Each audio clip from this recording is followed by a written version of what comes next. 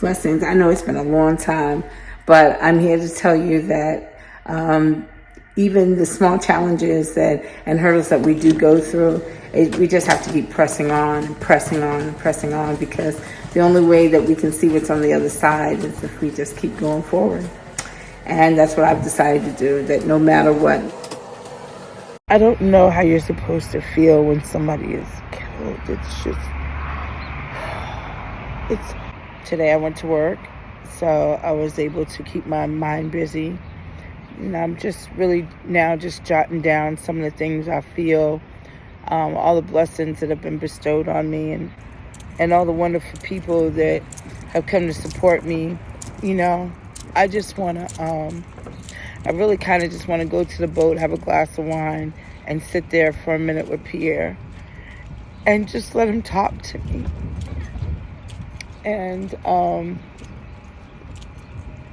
understand life's journey sometimes, and I guess we're not supposed to, but it hurts. It really hurts. I miss my son. I can't talk to him ever again. Blessings. So I thought I would say I apologize for not being online for so long, and I hope that all 465 of you can forgive me. I'm back. Yeah, it's a beautiful morning here in the Annapolis, Maryland area. And I'm out here with good old boy Copper to get his walk on. It's like about 6:30 or 7 in the morning. Past 2 or 3 months have been traumatic, to say the least. I ended up grounding my boat, my 40-foot Hunter. I got out of there. I got to Annapolis and I got stuck. Aaron had a mental breakdown because there was a storm. Me and the boat one of my lines got tied on the prop and I couldn't get back. So another sailboat, their dinghy, helped me and towed me back to my boat where Aaron was at. Didn't know how to start the generator, so she started panicking. The next day, she basically, I asked for help, and the Annapolis Harbor Patrol or controller, the Harbor Patrol master came, and then they came with the crisis team to help me and asked me what did I need. And I said, well, I'm out here with my daughter and my dog and I can't get to land, and I called myself anchoring. They put us in a hotel for about 2 or 3 weeks, and they wanted me to sell my boat, and I was considering it at the time because I didn't know what to do. But I also know that when you make a quick decision and you're emotional, you don't make the right decision. So I said, let me hold off on that. So from there, we ended up going into a shelter located in Fort Meade. And I tell you, they did not tell me there were going to be grown men taking showers, and it felt like jail, but a co-ed jail. And there's men there, and there's children, and then the people that were the staff were stealing from the clients that were there.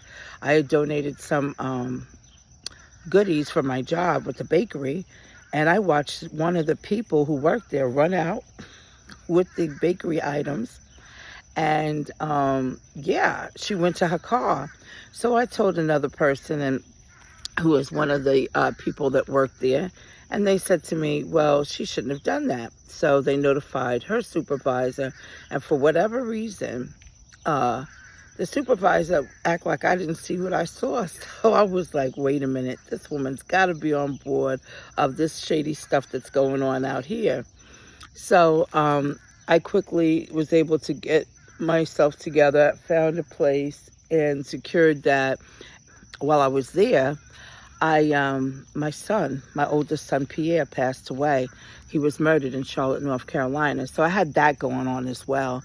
I didn't go to the funeral, and I don't feel guilty about not going to the funeral. And I don't owe anybody any explanations, but I do think that for my own mental health and my daughter's mental health, it was the best thing I could have done. And because my wishes were not honored, I wanted my son cremated, and my sister-in-law, ex-sister-in-law at that, decided she wanted to have a funeral and have him buried and do all this things that I didn't really wish for at all. I didn't want that. I wanted to go ahead and have ashes and bring him home, and put his ashes on the water when I went out on the water. That's how I wanted it to go. There was too much drama. She was cursing me out on the phone, then saying she loves sweet Jesus. So I'm like, okay. That whole situation, I don't think it was mentally good for me. You know what I'm saying? So therefore, I decided not to go. It wasn't emotionally suitable for Erin. She just lost her father, and that was the last casket with open that I ever, I guess, want to be at, because I just don't, I wasn't raised in an AME church, Baptist church, and that's not my, no, just no. And I have nothing against AME Baptist churches. It's just that I'm not down with the whole funeral crying. And I wanted a celebration of life, some balloons, talk about the good times, and have some food, and just talk about our memories, And I just wanted to look on the positive side of everything. And it just, so sometimes you got to watch the battles you fight. And that was just a battle I wasn't up to fighting. I was trying to survive at the time and just get me and my daughter situated. So I think I made the right decision in doing that. If you don't, come over here. Look at this. Get over here. I tell you. Anyway, it's back at the ranch. So I went through a lot. So a lot has transpired. Now we're in an apartment. Our dilemma now is trying to get this donated furniture to me, because I don't have money for it. I'm out here on the water, close to where I live at, and I found this on a walking the dog. So this will probably be one of my places to come sit and chat and talk to you. And, the past couple of days, I've just been having real memories of missing Irvin, missing Petey, not being able to hear their voice anymore.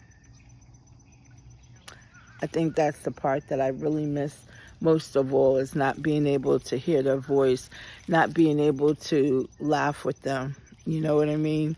Because when Petey called me, no matter what mood I was in, he always left me in a really good mood. He really did. He really cheered me up, especially in this world that we live in, with people with the chaotic things that are going on.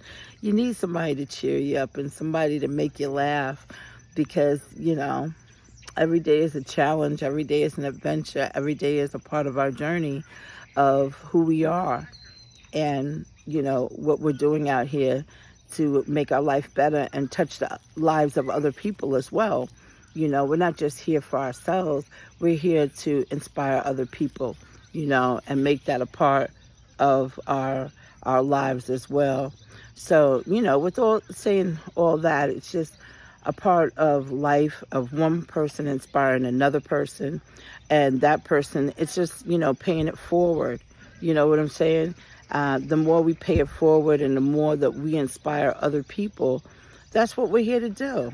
You know what I'm saying? And so many of us get detoured in our way of life of working and going to work 7 days a week, barely coming up for air, and not realizing that each day that we live is special. Each breath that we take is special. You know what I'm saying? So we got to learn how to live our lives and live it in the present. It's always great to look at the future of things that, we want to have and goals we want to set for ourselves. But like I said, what I'm learning now in life is that tomorrow's not promised. So live in the present. You know what I'm saying? Because that's what's going to really make a difference in your life and in the life of others around you, is living in the present. Being able to smell and feel and breathe, We take breathing for granted sometimes. And you can't take it for granted, because you never know when your last breath is going to be. So, with all that being said, I hope I've caught everybody up to what's been going on in our lives. And I hope I've inspired people that even when you seem at your lowest, keep going, keep going, keep going. Yeah, keep going, because don't stop. To not stop what you're going after, but to also live in the present. And I was just mentoring a friend of mine the other day, and I might as well mentor you as well. You know, people are going to be petty in your life. And if you haven't met petty people, then you haven't lived your life, because you can't let petty peasant people dictate an action from you. You have to learn, and this is so true, that you have to learn how to be in control of your feelings and your actions, because you can take your feelings and they'll be all upside down all the way around and have you in a situation that you did not want to be in. So always take control of your reactions, how you react. If somebody's acting petty and just plain stupid, don't react. Smile. You know, give them a big smile. If you got to tell them you love them, say that, you know. But don't let somebody dictate your actions of how you react to their pettiness. I have learned, and it's taken a lifetime here and then some to learn. But I've learned that when people are petty, they want a reaction out of you. So don't take it personally on anybody else. If you're going through hard times, just know that this too shall pass. That's it.